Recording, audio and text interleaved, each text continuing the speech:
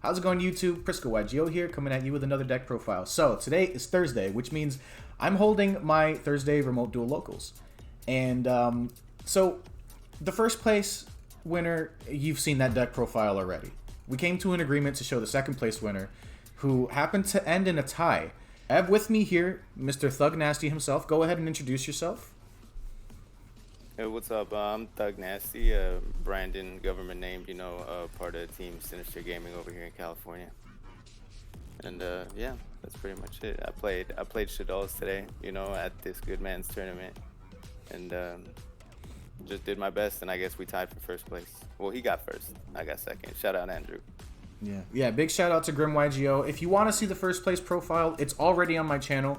All you gotta do is just check it out. I'll probably post a link in the description down below, as well as the link to his YouTube channel as well. So, let's go ahead and get into this deck profile. He was playing Shaddolls, right? Shaddoll Dogma?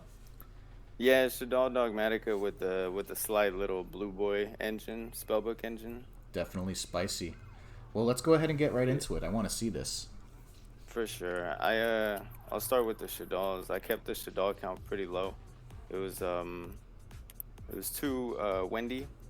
She's kind of like the most important one, and then all the other ones I kept them at one. So one Beast, one Squamata, one Dragon, one Aerial, one Hedgehog, and one Falco. Okay. I definitely like these ratios. I'm not gonna lie. Yeah, the thing is, you didn't really want to draw them too much because going first, they don't really do anything unless you open multiples in a fusion spell. But all those are kind of like not so good to draw. So I like to keep the count low for the Shaddoll monsters. Okay, makes a lot of sense. And then obviously, we play the triple Shaddoll fusion. Nice. And then we play the double L Shaddoll. Also very standard. I like that a lot. Yeah. You had to, well, I really wanted to play two, so I don't banish it off Desires, because I tested one, but I banished it off Desires too much. And then for more Shaddoll cards, we played two Sinister Shadow games. This card is the nuts. It's just insane. A lot of people play talents and stuff like that. You could shotgun this on a standby phase or draw phase, and you could get a bunch of effects off without talents popping off. And it also fuels your Grave Forest Schism, which is the best card in the deck, Yeah.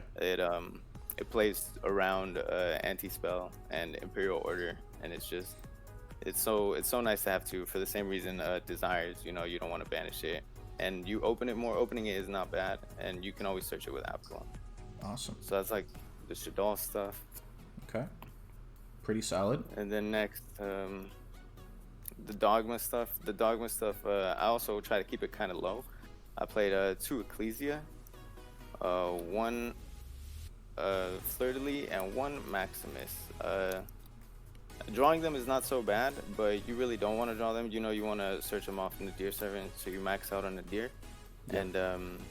And then we played two Punishment, because it's always good to have the second one.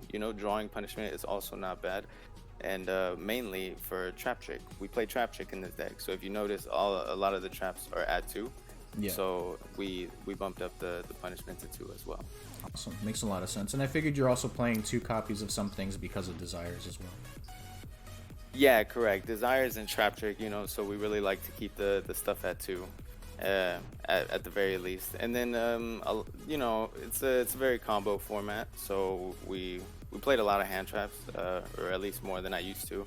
With two DD Crow, I expected Drytron, and DD Crow hits Drytron very well.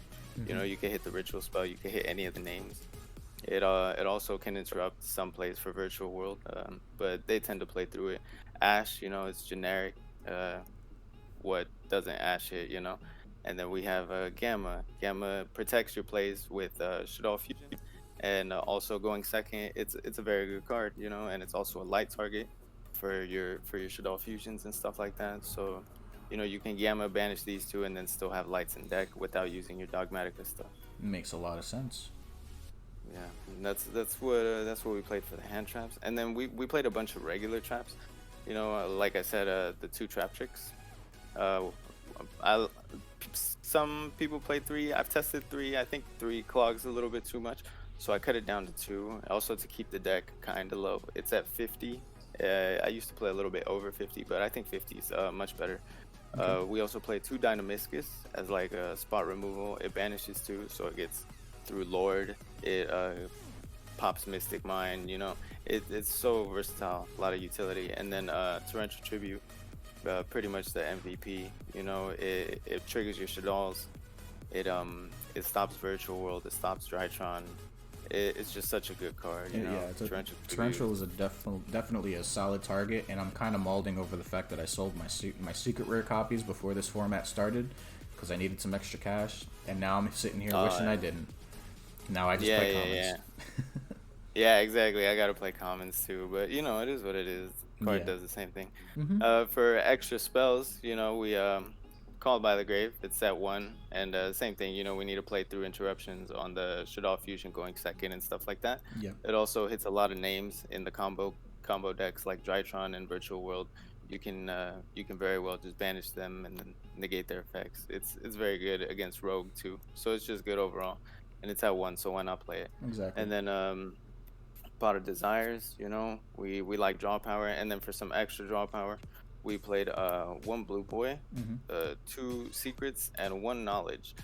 I like this engine a lot because it lets you normal summon to get extra deck monster both in grave and on field. You can link this away, and also with the Magistus link, you can get a light on the field as well. And then Knowledge is really good because you can link away the Magistus card, or you can link away any of your Shaddolls and then go +2 pretty much, because you +1 off of the Knowledge draw, and then you +1 again off of your Shaddoll. So say you summon Hedgehog and you Knowledge away the Hedgehog, you draw 2 and then you get a search. I think where it becomes the nuttiest is when you use Knowledge on Beast, then you literally draw 3.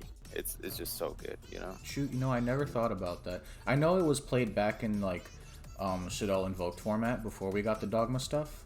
Back when like Spiral was running around crazy, and before, you know, Lunalight Tiger got banned.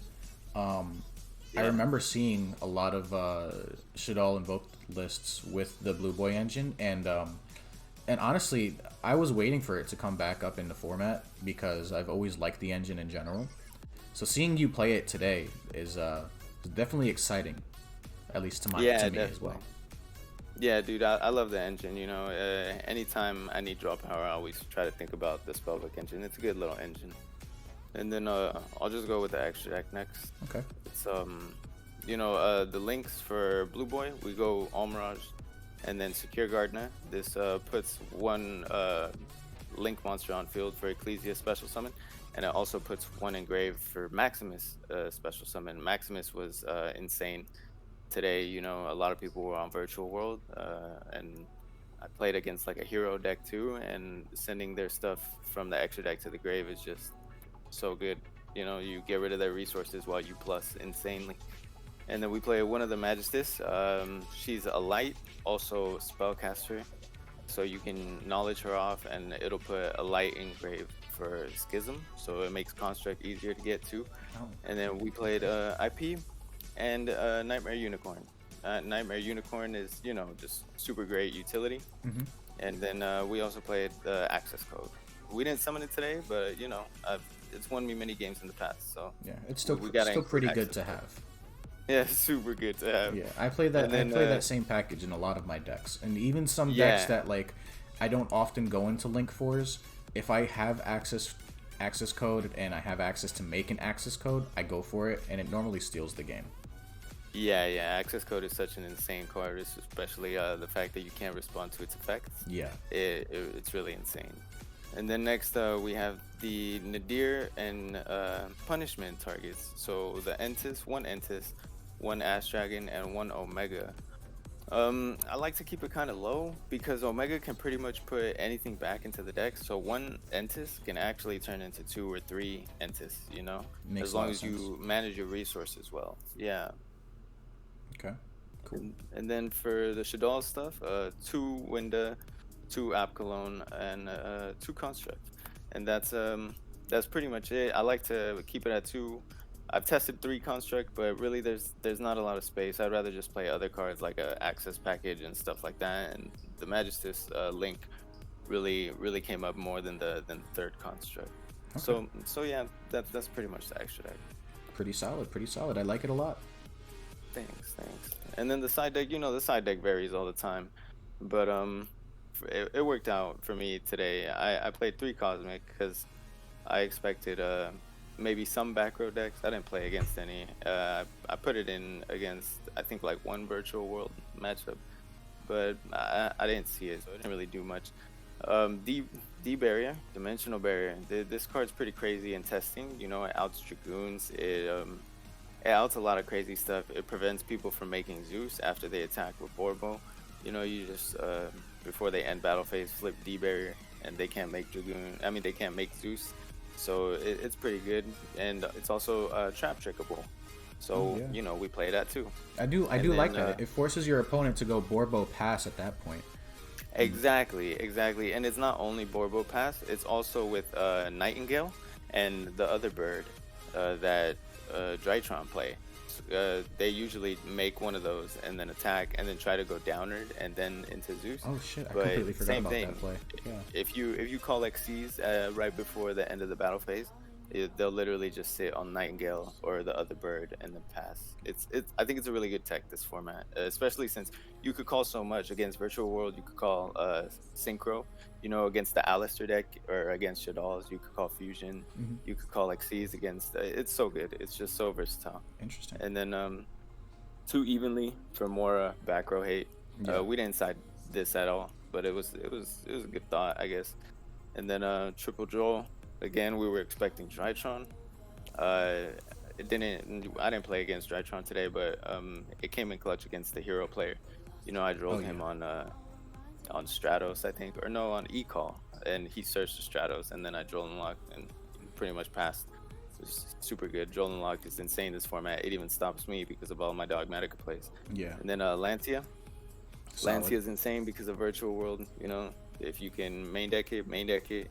If not, it's got to be in your side at least, And then I played an extra Hedgehog and an extra Beast in the side deck because the grind can be kind of insane. And with such a low Shaddoll count, I wanted to, against a more grindy matchup, I wanted to be able to side two more names in, just Wendy set Beast is so good. And also Hedgehog, add any other name is also super good. So I put him in the side deck just to see if it would come up. A lot of the matchups today weren't so grindy, so I didn't need them, but they're really more there for like Eldritch and stuff like that. Okay. Which I didn't play today. Did you side them in for the for that final match, that really grindy Virtual World game that you played against? I sided in the second Hedgehog. I felt like that one came in. It was like a little bit more needed than the Beast. The Beast, I didn't want to draw it and have like a level 5 in my hand. But the Hedgehog definitely, because we have cards like Dynamiscus, so we can discard this and then go ahead and add another one, or even replaces normal itself summon. and it helps you go plus Yeah, in card combo. It makes a lot of sense. Okay. Yeah, so Hedgehog we definitely did side in. The Beast we didn't. He might get swapped out for another name, maybe another Wendy or something. Okay. But yeah, that's pretty much the deck. We went undefeated until the last round, which we tied. So I guess still technically undefeated. Still technically undefeated, right? Yeah. And I played against 2 or 3 Virtual Worlds and 1 hero. So yeah, it was 3 Virtual Worlds and 1 hero. Yeah, that's pretty good, man. I definitely like this deck profile. It's very interesting. Your ratios are definitely interesting, and obviously it's working. So it's not like this is bad ratios whatsoever. What you did today was insane. You grinded against some of the grindiest decks. Obviously, heroes are heroes. But in line with that, the hero player that you played against is one of the best hero players that I've ever seen in my life. So the fact that you were able to play against him effectively and do what you did, just says a lot about your play style and the way that you play. So I'm super impressed, and I want to give a big thank you to you for being here today and being able to participate in this locals. And I'm hoping to see you some more in the future. Oh, for sure, man. Thank you for hosting the tournament, and thank you for spamming the Facebook groups, because it definitely reached out to me, and I think a lot of more people should try remote duels. I have a lot of friends that are I don't want to say scared, but you know, people just don't like to try new things every now and then. And I think remote duels is like one of the most fun ways to experience you know, I'm not big into the other simulators or whatever. Yeah. So dueling with actual cards in remote duels is, in my opinion, the best way to duel. So I really hope people play more. Awesome. Well, you know, I'm hoping that this video will reach the masses so that we can get more people in here. Any final shout outs that you want to give before we wrap it up today? Just a shout out to Andrew, my last opponent. He played super well. It was probably the best virtual world player I've ever played against. He double VFD'd me, and it was insane.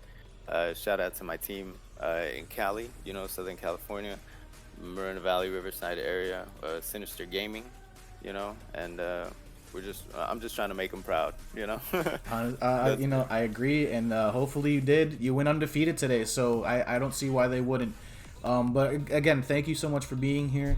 And everybody that's live on Twitch right now, if you want to stop by and watch some of these remote duels live while I stream them, I stream almost every day on Twitch. I stream Tuesday, Wednesday, Thursday, and Sunday, which that schedule might change very soon going forward.